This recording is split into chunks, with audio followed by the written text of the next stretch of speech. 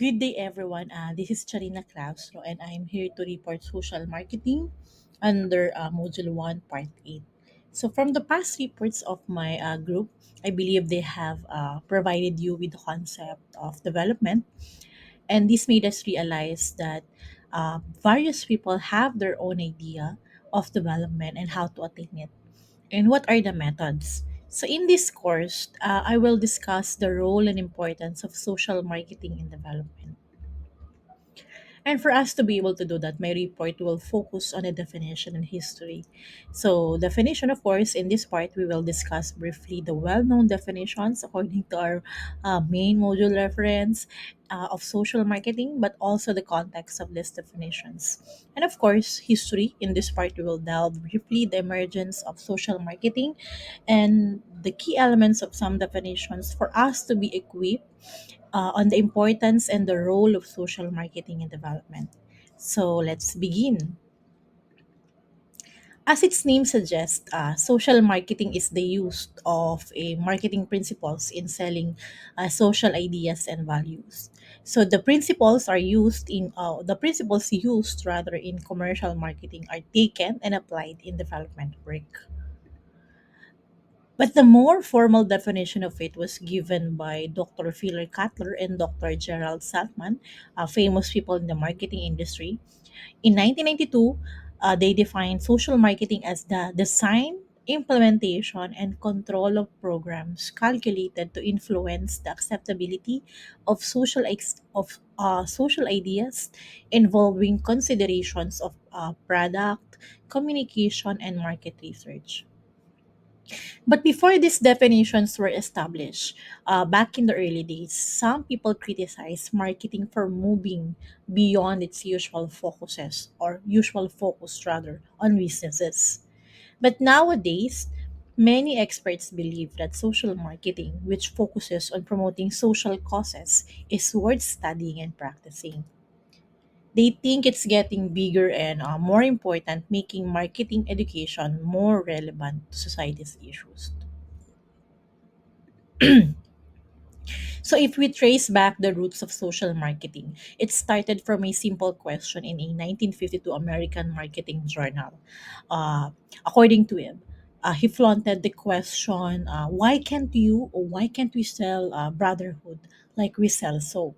So, in the late 1960s, many young marketing scholars were inspired by the social unrest and campus upheaval of that time. They really wanted marketing more focused on social issues and relevant to society. And more marketing scholars shifted to work with nonprofit and government organizations to apply marketing skills for social change programs. And since then, development workers have tried to use commercial marketing principles in their work. And indeed, social marketing can have a major impact on society's myriad social problems. However, there still have been confusions and disagreement about social marketing and how it differs from different fields such as education, communication, propaganda, and even in social mobilization. So, according to Alan R. Andresen in his article on social marketing, its definition and domain, social marketing stands a significant chance of failure if existing issues of definition, domain are not adequately resolved. Basically, he enumerated that social marketing impact can be seriously compromised. First, if the technology is applied incorrectly. Second, if practitioners misuse the concept, its effectiveness may be limited. And last, if researchers or scholars assess its performance in areas for which it should not be responsible. But with all the confusions and disagreement about the scope and definition of social marketing, Andreessen proposed his own definition that first would keep marketers focus on the outcomes that they are best suited to influence, and second, to keep the discipline of social marketing distinguishable from academic competitors. And last is to keep social marketing programs out of areas in which their likelihood of failure is high. So he proposed a definition of social marketing. uh, According to him, social marketing is the adaptation of commercial marketing technologies to programs designed to influence the voluntary behavior of target audiences to improve their personal welfare and that of the society of which they are part. So we can expound the key elements of that mentioned in the definition of understand. So but if we take a look, or if we try to look for the definition of social marketing perhaps on the internet, most of the definition of social marketing imply that we adopt technology from the private sector. So one of the main key elements that we need uh, to analyze is that social marketing is an adaptation of commercial marketing technologies. So it's important to know that